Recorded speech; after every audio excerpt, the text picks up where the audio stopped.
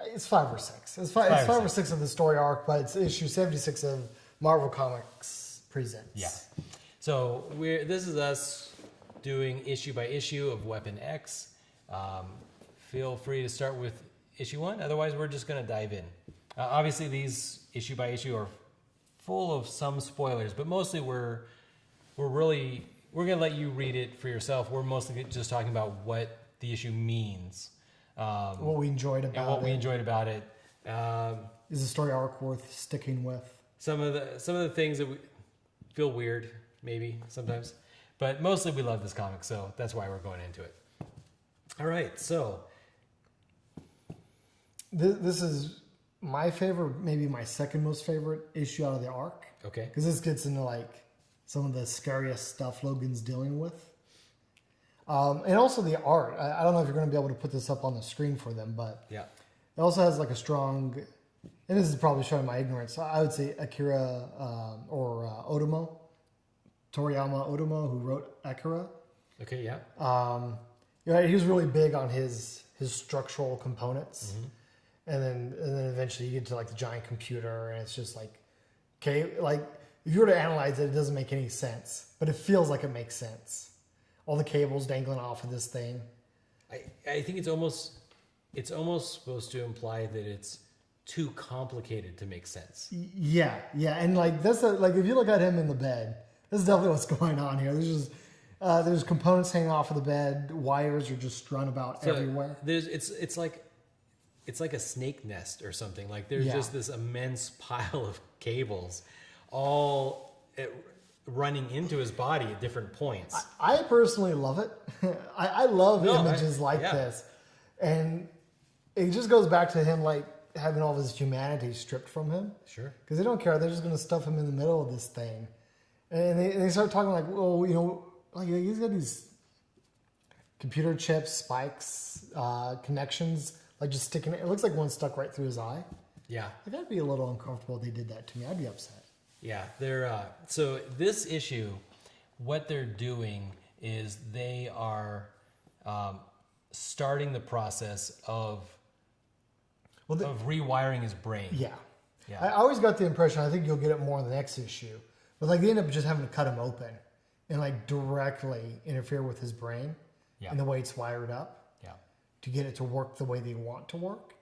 And this is the start of them doing that. So here they're trying to, number one, erase all his previous memories. Number two, they're giving a way for them to communicate to him directly. At least that's what they say they're going to do. Well, right away. I like the humor here. Yeah, right away Cornelius is like, here, this is what you can control him with. Oh, so he's like a puppet or something like that. And the professor... And Cornelius again is like, well, no, it's more like you're just going to make recommendations and suggestions to him. And the professor doesn't get that. He totally immediately starts to have an ego trip. If you're in IT, this is your typical non-IT guy saying, oh, so you mean I can control him directly? No, you can try to suggest to him stuff. And totally blows that off. Yeah. And just, it really gets it's a great line. It's just how his ego just goes out of control here. He's like, Logan, you are in my control, Logan. Like, who's like this? Who talks that way? Yeah. And Cornelius is like, it's not set up yet, and it just freeze frame on him, like. Well, wait. They actually let him keep talking for a little bit. Well, yeah. And then I get the impression that he's got his glasses up, and I get the impression Cornelius is looking at him like, seriously, bro, stop. No. I love it. He's like, you will do anything I say. Like, I don't know what kind of mind control this is that you have to tell them that you're going to do anything he says. Yeah. But he's like, professor? He's like, yes, what? Like, he's in the middle of like his dream. He's so happy right now. Yeah, he's getting to finally live it. And they're like, we haven't begun yet, sir. The machine isn't even on. Just chill out. Yeah. And the girl who's a fairly important part, like she's literally programming this stuff. And she like lowers her head, like presumably to hide laughing, because that's probably not going to work well. Yeah. She's going to be asked to check on him. When Dr. Hines, I think. I like her. She strikes kind of like a... I kind of wish she used her more, but she kind of strikes like an innocent tone. Yeah. She's just... I get the impression like just a lab technician. Yeah. He's got suckered into this. It's as bad as by having a poor status from the last issue. Well, that's why she lowers her head, I think. She doesn't want to end up like Status. Yeah, well, she almost does. She almost does. She almost does. And, of course, brilliantly, probably a little bit borrowing from 80s tropes and, Lawnmower Man and stuff, but part of the reprogramming involves displaying what's happening in Logan's. I kind of get what they were probably like, start making. He's not going to actually be operational. Yeah. Make some suggestions. Watch the screen, and the screen will show you what he's thinking, and we'll be able to piece together whether or not the suggestions are working. And right away, the whole thing starts to fall apart. Yeah. Like a nightmare. This is another part that I love. But this nightmare ends up on the screen, almost a Hellraiser-ish type level of nightmare. Yeah. It looks like Logan's skeleton with. And you explain like his healing factor is out of control good, and the reason why he takes even close to the kind of damage he does normally take is because his adamantium. The adamantium is constantly attacks on his healing factor. Yeah, that's constantly trying to kill him. Basically. They describe an adamantium poisoning that normally kills people. So all the characters in Marvel who have adamantium stuff, whether it's Deathclaw or Sabretooth, any of those other characters, they all have regeneration. That's an important. The adamantium needs some sort of healing factor. Yeah, because that's why normal humans can't be given indestructible adamantium skeletons. Yeah.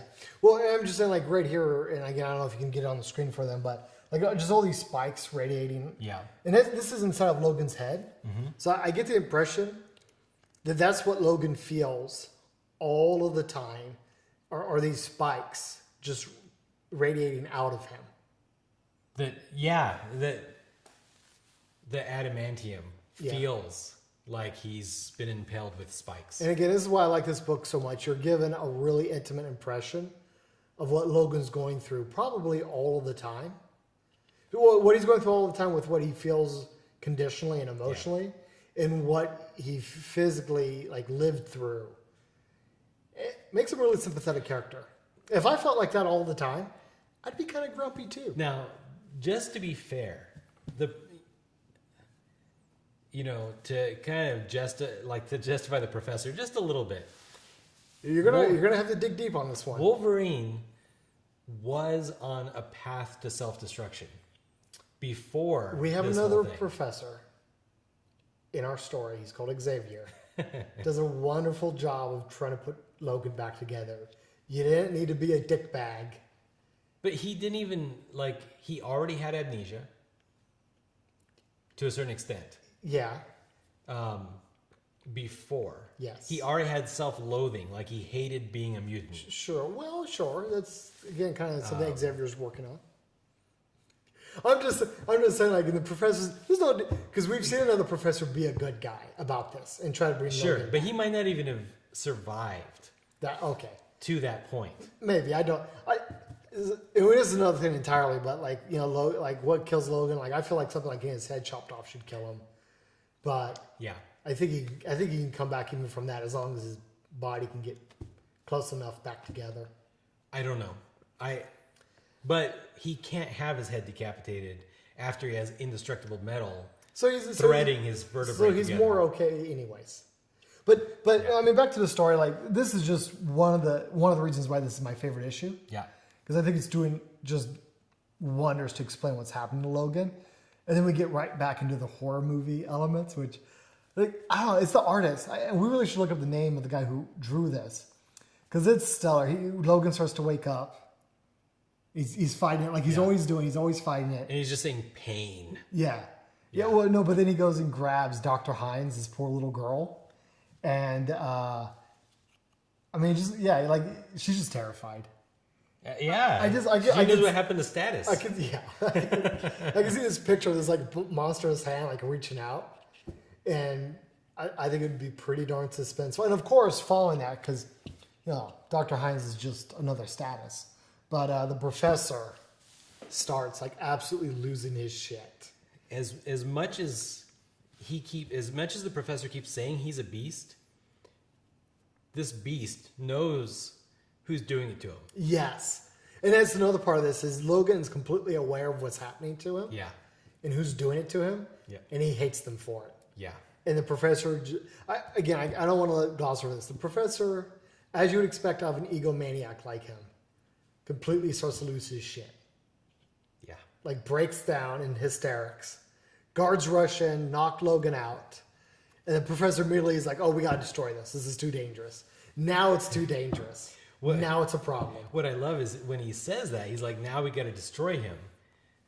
Because he knows the guy was like trying like to stumble out of the bed. Yeah, to get to him. Cables to get to him. And they're like, no.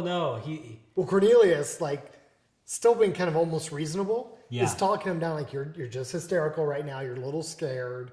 Everything's okay. We can finish the job. And then it ends with that great scene. Well, no, actually, again, the pacing. Because first Yeah, you get a little build up. And it's all on one page, so it doesn't work as good as it would with a TV. Yeah. But like the claws slowly start coming out. Like I can just imagine like this hand just dangling in frame, and you just watch the claws like push their way out. Yeah. And everybody, you'd expect the reaction, you're like, oh my god. And Cornelius is like, relax. It's just a involuntary muscle reaction. There's nothing to, oh my god. And on the screen is like what Logan's really, the reason why the claws are coming out, because he's still fighting it, and all he can think about is with his claws out, punching the professor in the face. And it's actually really like graphically detailed too, like what it would look like after Logan punches him in the face. So the professor has just seen how he could die. Yes. And the only thing Logan's thinking about is doing that to him. Yeah. So the professor wanted him put down. Just kill him. Yeah. Get rid of him. And Cornelius is like, no, like you're just, Talking him out of it. yeah. But then maybe he was right. Maybe he should have. Maybe he should have. Really great issue. One of my favorites. I think the next one's probably my favorite because it goes even deeper on like the horror aspects of what's happening to Logan. But this one was really top tier in my opinion. Yeah, it's really good. Yeah. All right. Please click click subscribe, and join us next time for the next issue of Weapon X. All right. Bye, guys.